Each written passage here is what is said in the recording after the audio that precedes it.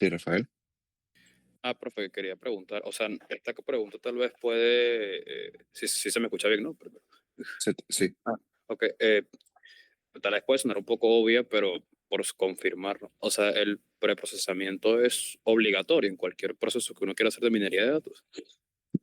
Depende del estado de los datos que sean necesarios para modelar. En muchos casos, tú tienes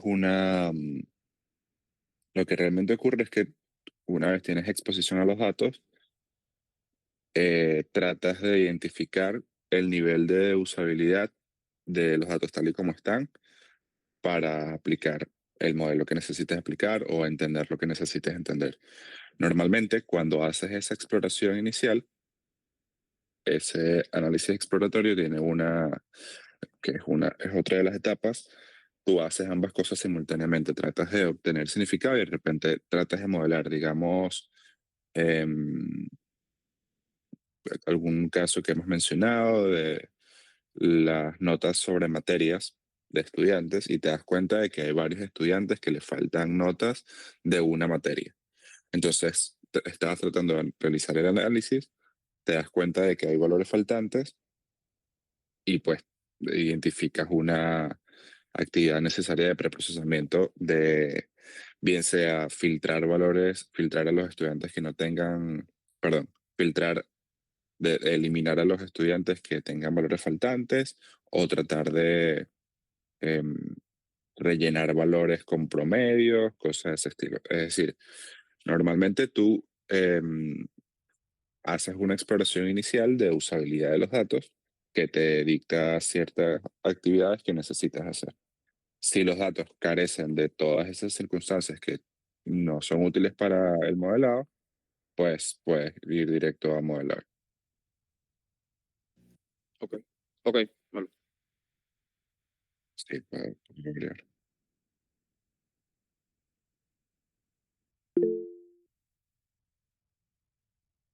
Ajá. Hola, profe. ¿Se me escucha bien? Sí. Ok. Yo lo que le quería preguntar era respecto a una lámina en específico, que es lo del PSA. ¿Por qué? Porque Sí. primero también vimos algo de eso en aprendizaje, vimos como una parte, lo mencionaron, y no lo entendí muy bien.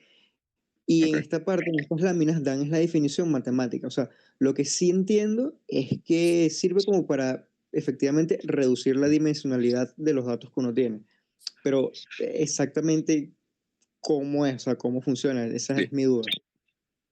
Sí, hay justo la siguiente sección o sea, los siguientes recursos que voy a compartir hoy para que hablemos del juego van a enfocarse más en PCA, pero en líneas generales, eh, PCA está por las siglas de la actividad o las siglas de la técnica en inglés, que es Principal Component Analysis.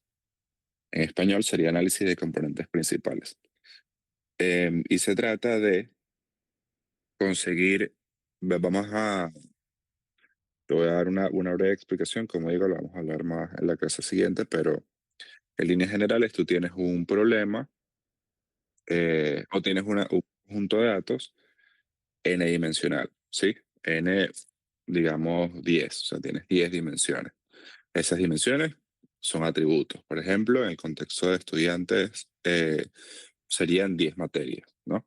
Cada materia tiene una nota que sería un valor numérico del 0 al 20. Em, en ese contexto, es visualmente es complicado proyectar los estudiantes en esas 10 dimensiones para, digamos, como que explorarlo y analizarlo. Es más intuitivo otros espacios como tridimensional o bidimensional. Entonces, vamos a simplificarlo para esa utilidad. Entonces, PCA lo que te permite es tomar de esas 10 dimensiones, tienen que, estrictamente numéricas. Cuando hablamos de PCA, hay otra técnica llamada análisis de factores principales que se especializa en el uso de tipo de datos categóricos, es decir, no tienes números, sino tienes categorías. Pero como estamos hablando de PCA, PCA se usa solamente sobre datos numéricos. Entonces tienes las 10 materias con notas de cada uno y PCA lo que hace es tratar de crear dimensiones, o sea, nuevas características, nuevas variables, nuevos atributos numéricos que capturen toda la dinámica que se encuentra o la mayor cantidad de dinámica que se encuentra en los datos de esas 10 materias, pero en menos cantidad de características. Por eso está indexado en la sección de reducción de dimensionalidad, porque nos ayuda es a crear menos variables que traten de capturar el mismo comportamiento que antes representaban más variables. Como digo, más variables pueden ser 10, 40, 50. También hay limitaciones en la cantidad de variables que puede procesar, pero esos son valores usables. O sea, tú puedes tener un problema donde tengas 50 variables, 30 variables y aplicar PCA. ¿Y qué va a resultar de PCA? Una serie de nuevas variables y entonces esas nuevas variables están organizadas de tal forma que primero están ordenadas. Ese orden depende de la cantidad de comportamientos que explican sobre el conjunto de datos original. Entonces, siguiendo el ejemplo, tengo 10 materias, aplico PCA y PCA me va a dar una lista de nuevas características. Vamos a suponer 6 características, ¿sí? Esas 6 nuevas características, cada una de ellas tiene un valor numérico que trata de capturar el significado o el comportamiento, mejor dicho, del conjunto de datos original. Entonces, los mismos estudiantes son proyectados en esas nuevas características y tienen valores que cuando tú los analizas de a pares, primero, como digo, cada característica trata de capturar parte del comportamiento. Entonces, la primera característica captura, digamos, 60 o 70% de la entropía del conjunto de datos. La entropía, llamemos a la entropía como una medida que nos ayuda a capturar, a saber qué tanto comportamiento estamos capturando del fenómeno original. ¿Sí? Entonces, es un valor que puede ser, bueno, vamos a simplificarlo con porcentaje. 70% de la entropía del conjunto de datos original. Esa es solamente la primera característica. Cuando yo lo analizo en conjunto a la segunda característica, eh, puedo acumular más entropía porque acumulan proporciones diferentes de entropía a cada una de esas características generadas por PCA. Entonces, como digo, la primera tiene 70, la segunda puede tener 20%. Entonces, yo analizo esa primera característica, cada característica creada de las 6 que estoy ejemplificando, se denomina componente. Entonces, yo paso de tener 10 materias de las cuales es interpretable su valor a tener 6 componentes que son variables numéricas, pero cuya interpretación solo tiene sentido en el contexto de PCA. Es decir, solo me sirve para analizar el comportamiento general y yo no puedo hacer una afirmación de, digamos, este nuevo componente se trata de esta materia. No hay una correspondencia de esa manera, sino que cada uno de los componentes trató de capturar la mayor cantidad de entropía o de comportamiento de los datos originales. Entonces, hasta ahora tomo 2 componentes, acumulo con el primero 70% de la entropía, el segundo 20%, me resulta 90% de la entropía. Hasta allí, yo tengo ahora 2 dimensiones que puedo visualizar. Entonces, de hecho, déjame abrir un recurso acá para ejemplificarlo. Voy a guardar.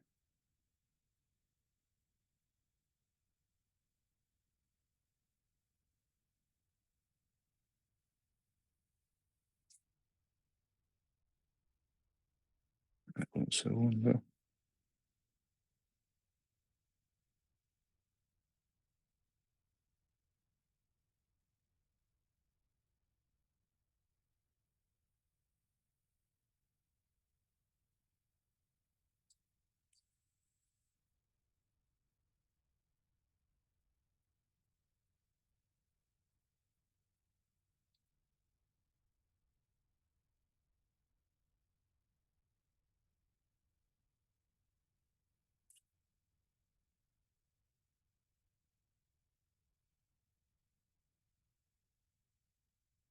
está.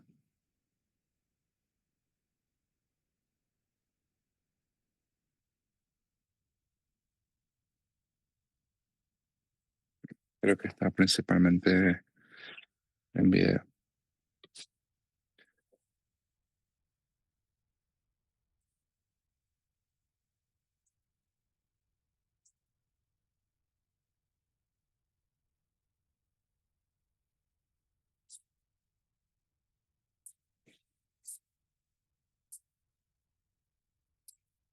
Vamos a utilizar este que también lo utilizaba antes de compartirle igual el video que tenemos sobre eso. Acá solo vamos a utilizar las visuales para no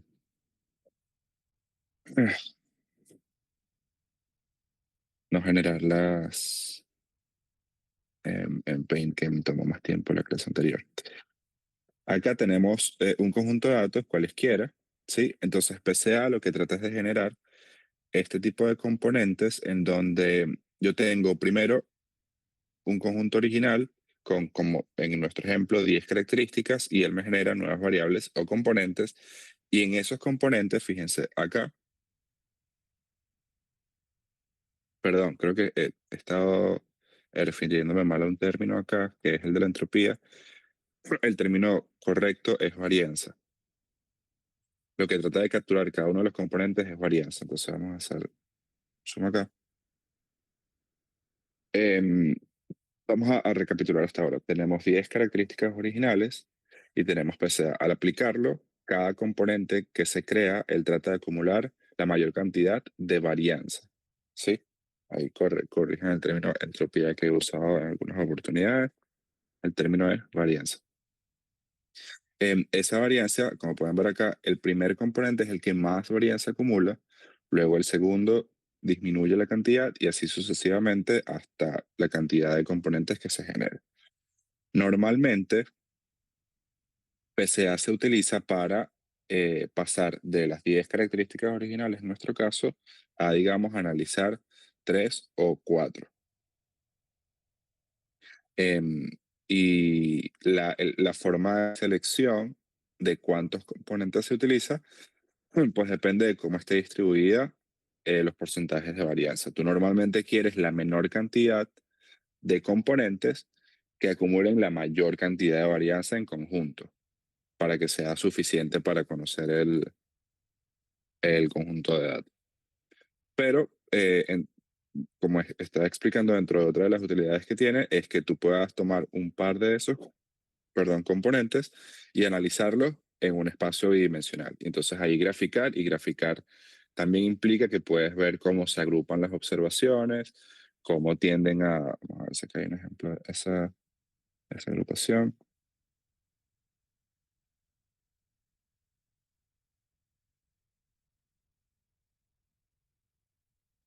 Creo que esta puede ser. Acá estamos viendo un conjunto de datos que está proyectado con dos de los componentes, ¿no? Eh, tú- un eje X, un eje Y, cada uno un componente, y entonces acá ves que se forman grupos que estaban, que corresponden con grupos que existen en esas 10 dimensiones originales. Entonces, por ejemplo, quizá todos estos estudiantes que están acá en rojo tienen en común que salen bien en las materias de mayor cantidad de actividades matemáticas, supongamos. Si eso fuese así, en el conjunto de datos de las 10 características, se proyectaría así en este espacio donde apliqué PCA. Em, entonces, bueno, eso era para dar como un breve ejemplo de explicación, pero como digo, esa clase em, va a concentrarse solo de PCA y ojalá ahí quede más claro. Hoy voy a compartir los recursos de eso para que lo puedan ir revisando. Vale, ya veo, profe. Chévere. Gracias. En resumen, PCA te ayuda a pasar de muchas dimensiones o características a menos cantidad de dimensiones y solo se puede aplicar en contextos numéricos. Luego hay otras restricciones que se tratan de usar para que se pueda aplicar bien PCA, pero esa es su utilidad.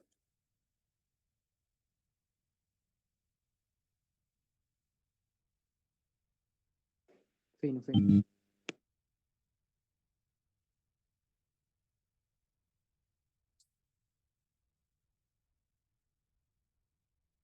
Profe, en el chat le dejaron una pregunta.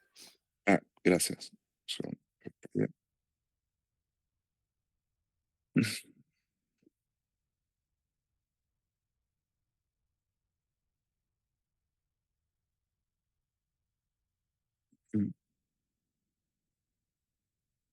Ajá. Leo, nosotros en base de datos vimos la normalización de tablas. ¿Es suficiente? Ok. Sí, normalmente va a depender del tipo de análisis que se quiera realizar, pero sí puede ser suficiente. Es decir, el que ya tú puedas hacer em, ya tú puedas hacer un cruce de cómo están representadas las cosas, cómo están representadas, digamos, las transacciones, por poner un ejemplo, y el llevarlas a distintas tablas que resultan después de hacer una normalización de tablas. Ahí lo que ocurre es que tienes que, tu proceso de preprocesamiento va a tener que no necesariamente limpiar los datos, sino también encargarse de componer los conjuntos de datos, es decir, conectarlos para el análisis. Si tú tienes una tabla consolidada de una transacción, es mucho más sencillo definir modelos allí, ¿no? Porque tienes todos los datos al mismo tiempo. Tienes, en el contexto de transacciones, podemos hablar de otro ejemplo que hemos mencionado antes, de transacciones bancarias. Una característica puede ser el nombre de la persona, otra puede ser el nombre de quien recibe, y entonces el quien recibe mm, puede estar con un ID o con un nombre en común, y en cualquiera de los casos, allí, para ese ejemplo concreto, se puede usar para análisis, pero si hay otras características vinculadas a esa persona que recibe, es más fácil tenerlas todas en la misma disposición. Entonces, digamos que la normalización de datos del contexto de base de datos sería una consideración adicional al resto del preprocesamiento, como que no la sustituye. No es suficiente que tú normalices de esa manera, sino que eso va a ser una consideración adicional al momento de que tú crees tu único conjunto de datos y el modelo lo vaya a consumir. Porque, bueno, ya hemos visto cómo es necesaria la representación. Necesitas, por lo menos en las láminas que se ejemplifican, tenerlos en un mismo conjunto de datos. Por lo menos lo de los pacientes. Con lo de los tratamientos, la analogía sería que em, tras un proceso de normalización, después te quedes con cada tratamiento en una tabla diferente por alguna razón. Y sería necesario consolidarlos antes de analizar si hay patrones allí.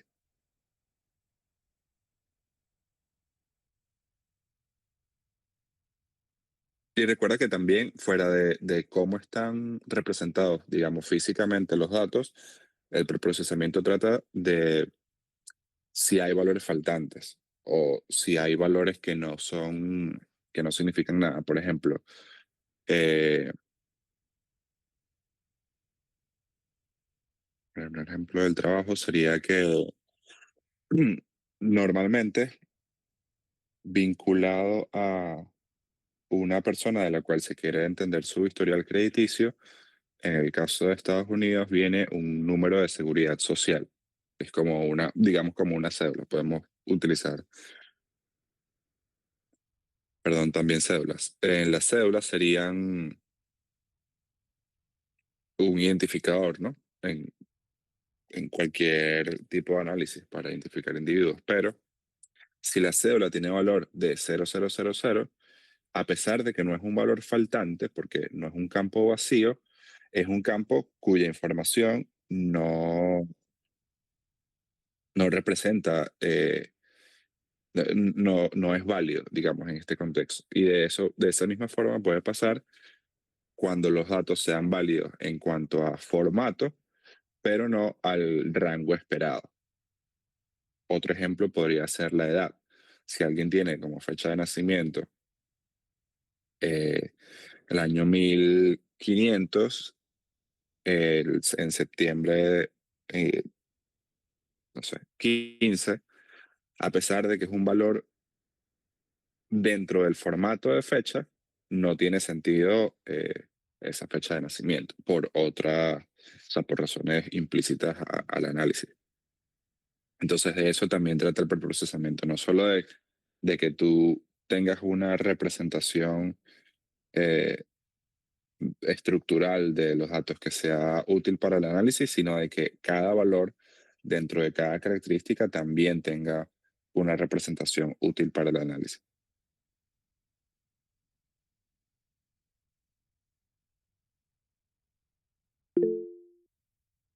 ¿Alguna? Ok. Vale, dice, déjame leer primero a Yarim acá y... eh,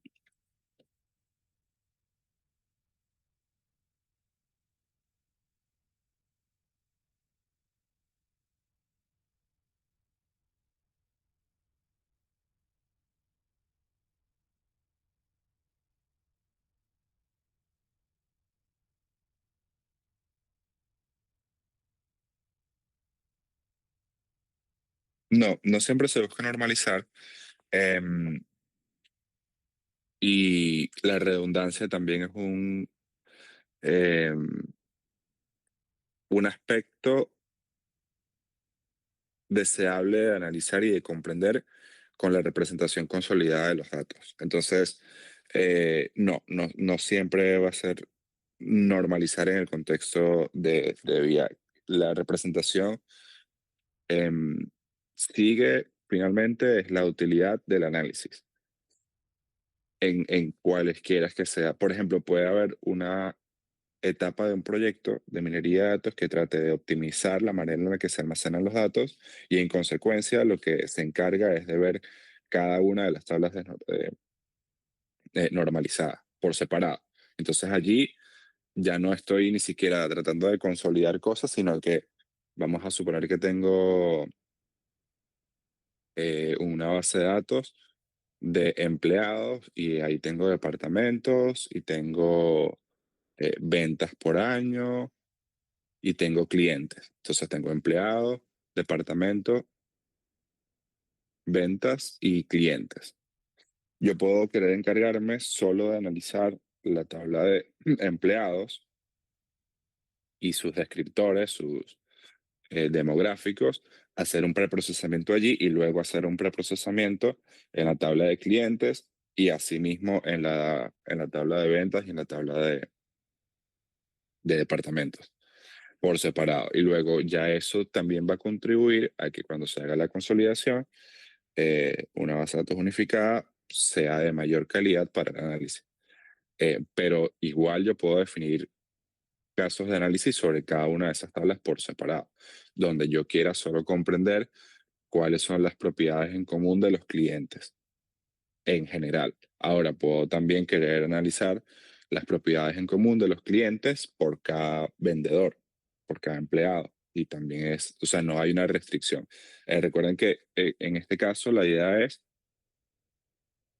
que ustedes tengan una lista de técnicas o de referencias de cosas que pueden estar en el preprocesamiento, pero que no necesariamente se vean limitadas por las que yo estoy listando, sino que sepan ubicarlas dentro de un proyecto en el cual hay no solamente el preprocesamiento, sino más etapas.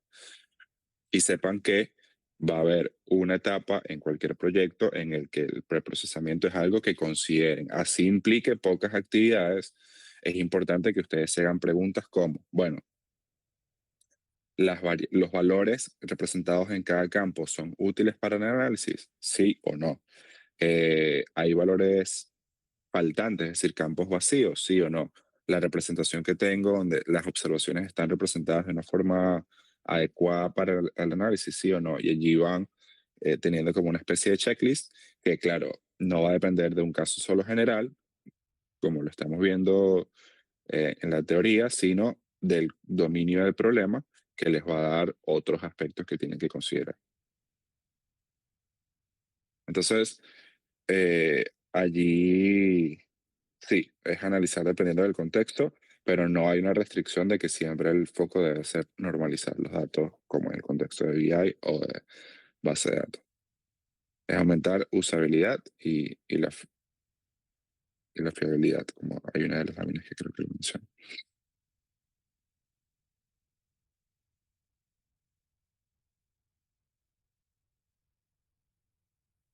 Sí, Sai, por la pregunta que tenía. Sí, bueno, ¿se escucha? Sí, Ok. Bueno, es con respecto justo a los datos faltantes, porque, por ejemplo, si tengo una tabla donde el 25% en una columna, el 25% de los datos son faltantes, y como se menciona en las láminas que no se debería llenar esos datos como tal, porque crearía sesgos, entonces, en teoría, se puede decir que se descarta esa columna porque a pesar de que los otros datos sí den información, pero con 25% de los datos, o se eliminan los datos de esas filas. O sea, en el procesamiento que se realiza, se elimina la sí. columna, se Ujú. descarta o se descarta la cantidad de filas que tienen datos faltantes. Esa es una buena pregunta. Mira, hay escenarios en donde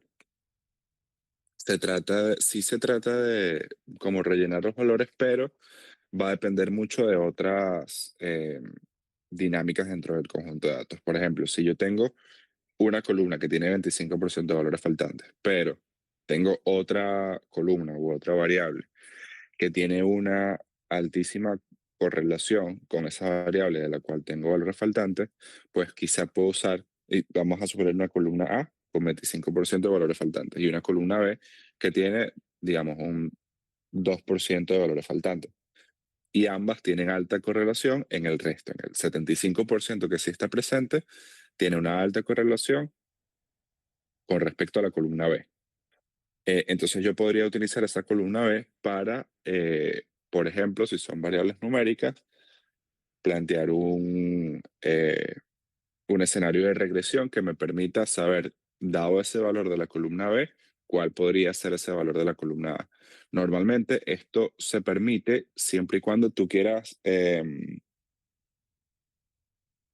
realizar un análisis donde esa variable no es tan importante, sino solamente quieres tomar decisiones, entender al mismo tiempo de que va a haber una asunción, pero no te interesa tanto esa característica. Solamente es como una necesidad de formato, bien sea porque un modelo que estás utilizando sí sí necesita que tenga un valor, así sea el promedio de esa característica. Esa es otra posible decisión. Entonces, no siempre va a ser eliminar la columna, pero va a depender de su importancia. Y su importancia la puedes ver cuando haces el modelado. Hay modelos de aprendizaje supervisado, por ejemplo, que te pueden decir, mira, esta variable es bastante importante si queremos clasificar em, si esta persona es un buen pagador de los créditos o un mal pagador. Entonces, te da un porcentaje de qué tanta importancia tiene y allí uno decide, bueno, si tiene poca importancia, puedo simplemente imputar valores y utilizar el resto de las características para ese modelo, que no haya ningún error de formato, porque pierdes más información al eliminar toda la columna, en este caso, por ejemplo, de que es un 25%. Em, Eso podría ser tolerable. Creo que un escenario donde se considera eliminar la columna comienza con valores faltantes, no sé, un 70% de valores faltantes. Sería como una heurística que he visto en problemas reales. 70% ya comienza a cuestionarse la presencia de esa variable en el problema. Menos de eso, creo que pueden haber algunas técnicas que se consideren. Un Ok, 2%, sí, una poca proporción de valores faltantes podría simplemente utilizar la variable tal y como es. Si es una variable importante, por ejemplo, esto puede ser algo contraintuitivo. Si es una variable muy importante, pero tiene, digamos, un 5 o 6% de valores faltantes, quizá allí sí se elimine. Porque si esa variable es tan importante, el que no esté presente puede sesgar de manera negativa el análisis. Entonces, quizás hasta un 7%, eh, si hay un 7% de valores faltantes, podrían simplemente eliminarse esas filas y se usa el resto que sí tiene esa característica, pero más de allí, bueno, probablemente se comience a analizar otras técnicas. Ok, profe, gracias.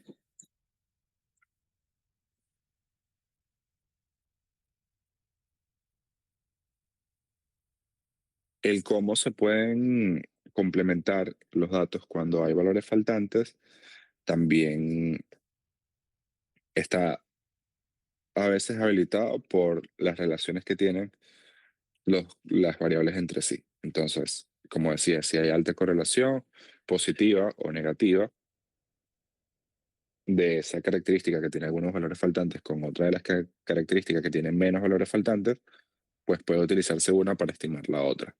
También se hace. O puede hacerse, pueden analizarse los grupos de acuerdo a otras variables y completar datos a partir de ahí. Por ejemplo, en el mismo contexto de estudiantes, vamos a pensar, no, creo que estudiantes no.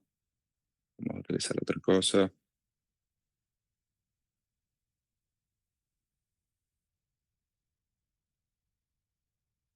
Ok, si vamos con el ejemplo em, de préstamos bancarios y, bueno, em, aprobación crediticia. Si yo tengo datos demográficos, yo puedo y tengo valores faltantes en una columna que me representa es el ingreso. Una cosa que yo podría hacer es tomar esos demográficos y calcular agregaciones como el promedio, em, la mediana o algún percentil, cual tenga alguna razón para decirlo, pero si no hay ninguna, digamos, consideración importante, probablemente sea el promedio.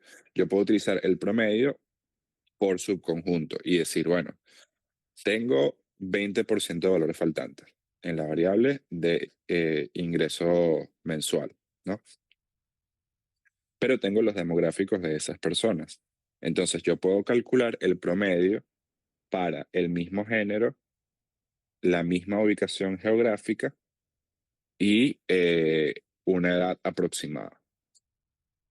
Entonces digo, bueno, ok, del 20% de valores faltantes, 5% es de hombres de entre 20 y 25 años de Caracas, específicamente de, no sé, Altamira.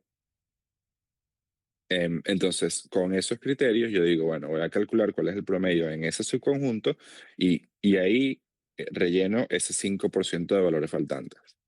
Esa puede ser una estrategia. Y aplicar lo mismo con todas las combinaciones eh, de las que se tenga a disposición. Es decir, igualmente, ahora un 15% de ese 20%, el otro 15%, eh, eh, son mujeres y entonces están ubicadas en distintos estados. Entonces yo por estado y por edad creo los promedios y ahí pues relleno los valores faltantes de esa columna de ingresos mensuales. Esa es otra estrategia que se considera cuando se quiere imputar valores faltantes. No hemos hablado mucho sobre valores anómalos y allí también quería asegurarme de que quedaba claro. Entonces les quería pedir algunos ejemplos de valores anómalos. de los que puedan pensar, ¿no? En un problema cualquiera. ¿Me puede dar algún ejemplo de un valor anómalo o un contexto donde ocurre un valor anómalo? Bueno, profe, a mí lo que se me ocurre, o lo primero que se me ocurre un valor anómalo, es quizás una persona muy alta o muy bajita en un promedio de alturas en un país. Eso es lo primero que Ok, pienso. ok, eso está bien. Puede ser también un ataque a una red, ¿sí? Por ejemplo, hablábamos hace algunas clases de un ataque de negación de servicios, donde hay un pico en la cantidad de paquetes que se envían.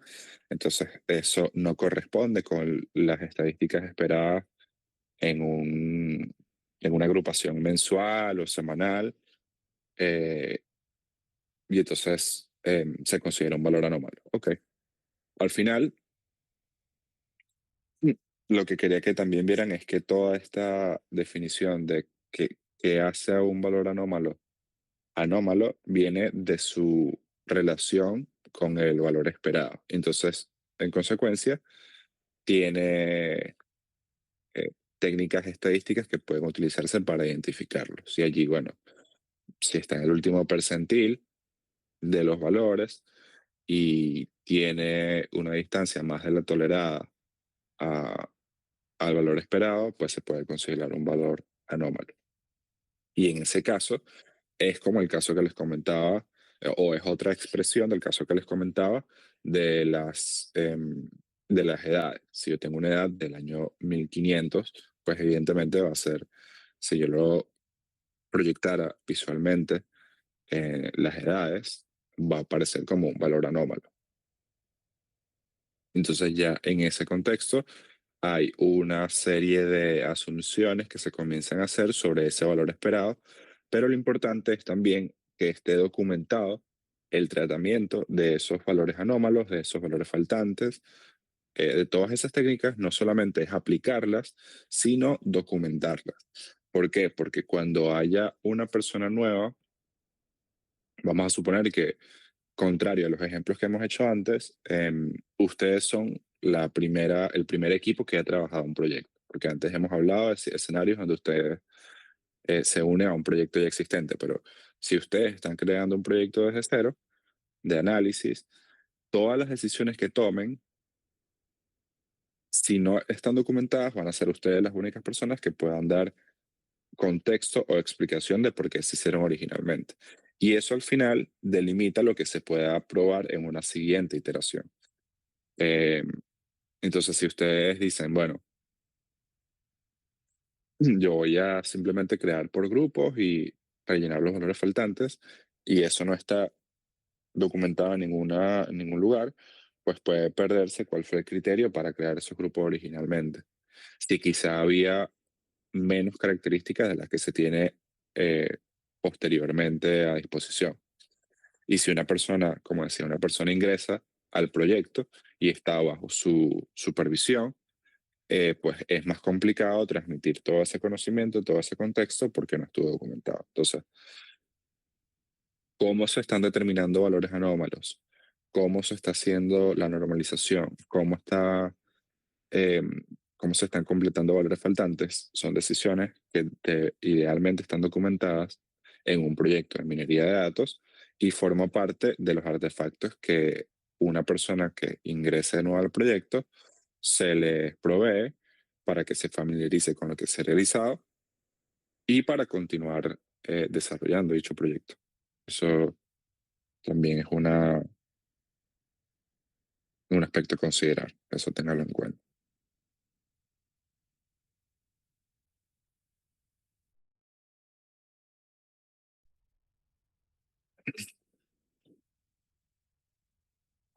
A ver, ¿qué más quería resaltar por acá?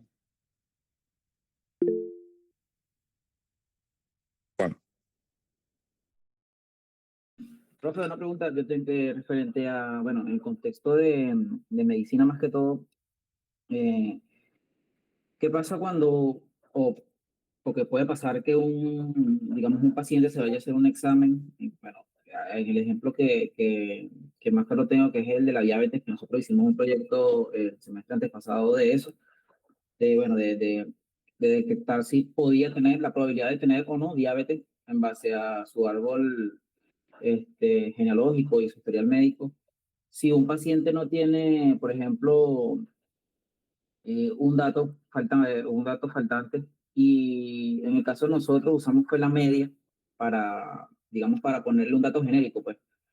Si ese paciente, evidentemente no se puede determinar, pero si ese paciente no tiene digamos, el colesterol lo tiene mucho más alto del que nosotros le colocamos, ya eso sería un dato, digamos, que deberíamos, entre comillas, descartar. No, justamente a ese tipo de escenarios me refiero cuando digo que, cuando resalto la importancia de documentar las inserciones de valores, eh, o sea, como que el flujo de preprocesamiento para el cual fue aplicado a ese paciente en este caso. Porque si tú sabes que eh, un doctor está leyendo, o un especialista está leyendo los exámenes médicos, y ve esa inserción, pues, del promedio para el colesterol, pues puede tomar la decisión de medir nuevamente el colesterol de ese paciente para tener una visión más clara de lo que está, del resto de los exámenes, de cómo se relaciona con el resto de indicadores. Em, pero la importancia ahí reside en documentarla. Pues si la inserción del promedio en ese caso permite continuar con el análisis de otras dinámicas, pues me parece una técnica apropiada, pero documentada, porque la persona que vaya a ver estos resultados, pues tenga imagínatelo como que hay un sistema en el cual los médicos ven todos los datos. Entonces cuando tienes el valor del colesterol, hay un inciso, un asterisco que dice, este valor fue em, completado con el promedio por ser faltante. Y entonces ya con eso nada más, si hay algo raro en relación a que se haya utilizado el promedio, el especialista lo va a poder como que anticipar.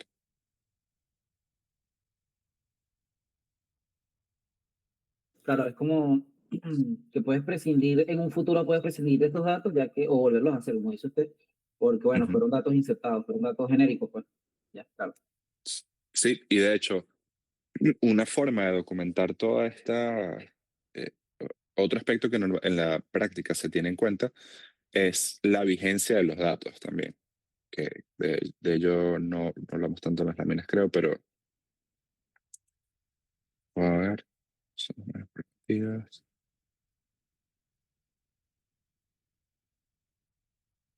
No, pero también ocurre de que en ese mismo contexto médico, normalmente lo que ocurre es que cada paciente tiene un examen que se hizo en una fecha diferente y todos esos valores son usados en conjunto para tomar una sola decisión. Entonces se hace un examen un día, se hace otro examen en otro, ahí se rehúsa qué sé yo, una radiografía que se tomó hace 2 meses.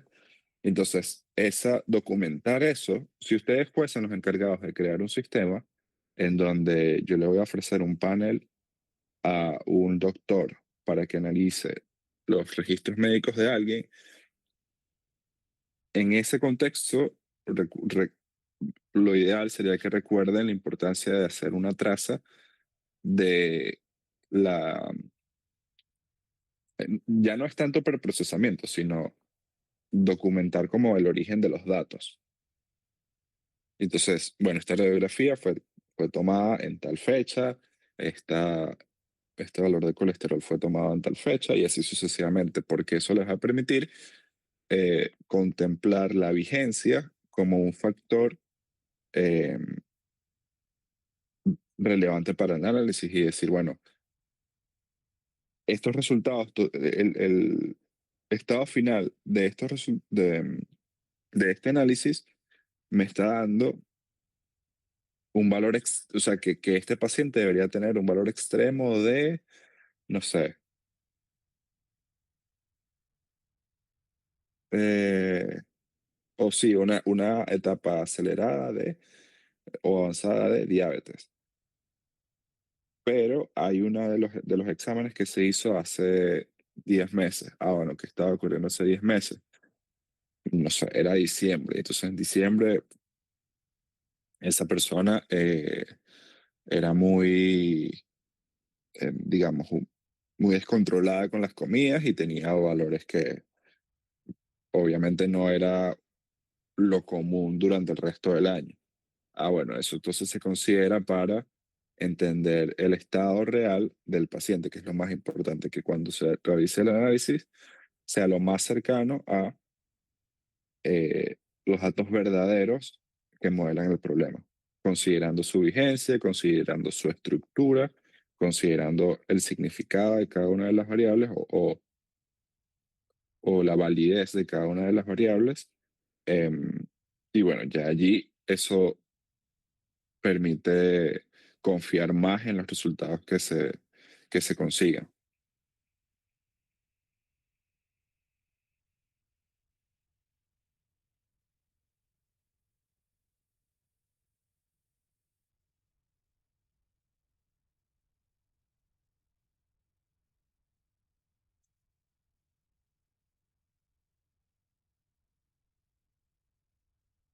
Igual a veces hay como un sacrificio,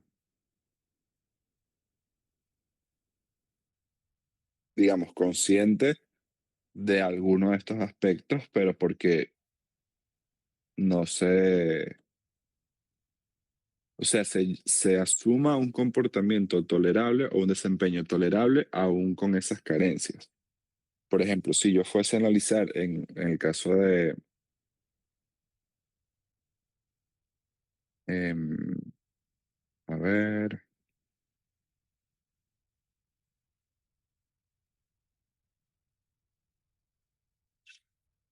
¿qué escenario podemos plantear?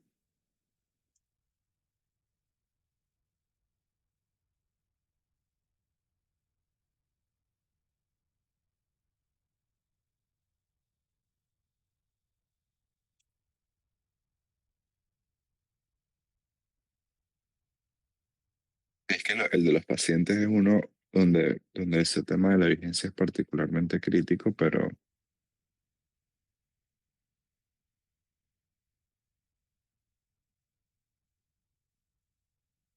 bueno, volviendo al escenario de estudiantes, por ejemplo, no habría una necesidad de documentar de cada una de las notas que se tiene la fecha en la que fue generada, porque, bueno, no contribuiría a- al análisis y se asume que son aproximadamente las mismas fechas.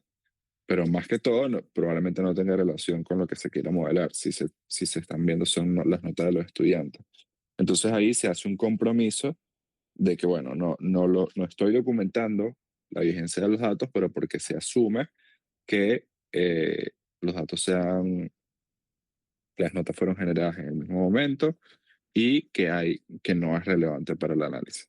Entonces, así sea de esa forma, lo importante de nuevo es documentar todas las operaciones desde el origen de los datos, pasando por el preprocesamiento y las asunciones en cada una de las etapas, es importante documentarlas para que se puedan tomar nuevas decisiones entendiendo lo que ya se ha realizado y también no se repita el trabajo, ¿no? Si no se documenta que se probó un tipo de modelo A y a pesar de eso se terminó decidiendo el modelo B, en 2 meses quizá alguien viene con la idea de probar otra vez el modelo A. Entonces, bueno, no es que sea malo, pero hay que ver, han cambiado las condiciones que me hicieron a mí determinar que el modelo A no era útil. No, no han cambiado. Entonces no vale la pena dedicar recursos a volver a probar el modelo A.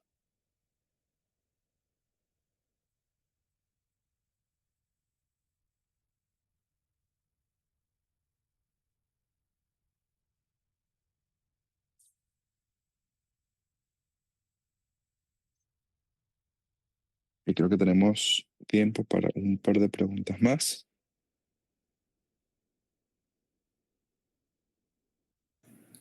Profe, con respecto al video que dejó sobre los insights y eso, ¿lo vamos a discutir en esta clase o en la siguiente? Em,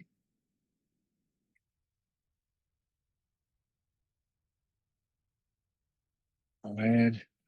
Yo creo que en la siguiente, porque podemos aprovechar de que lo siguiente va a ser, creo que más concreto sobre PCA, o sea, es como más específico y quizá podemos darnos tiempo para hablar sobre ello también. Gracias por recordarlo. Perfecto, sí va.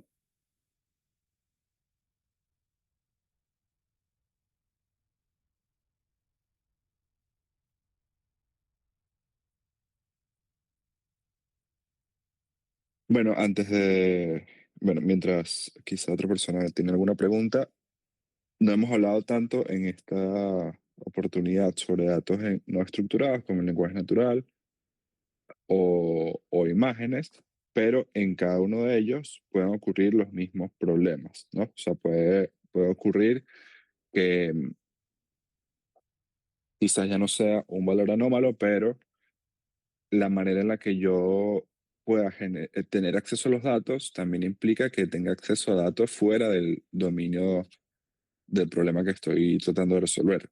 Por ejemplo, yo quizá estoy construyendo un sistema en el cual o quiero analizar patrones en las imágenes de perritos, ¿sí? De cachorros, quiero poder identificar las razas o determinar características de los perritos como altura, no sé, color, longitud del hocico, etc.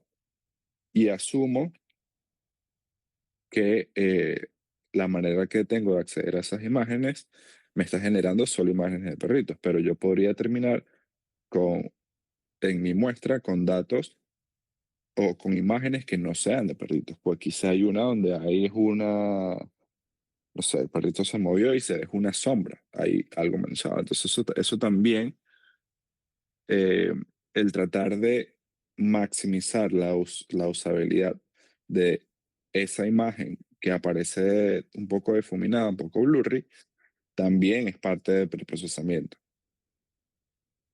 Es transformar la representación que tengo, que se puede asumir como dañada, a una que me permita hacer el análisis que quiero realizar. En el contexto de texto, lo mismo. Puede que yo haya... Exacto, vamos a suponer que yo quiero analizar algo en Twitter de cómo la gente habla sobre... Vamos a ver.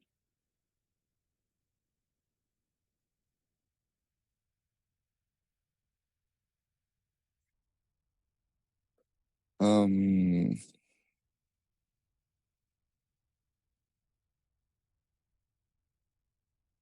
sí, cómo la gente habla sobre un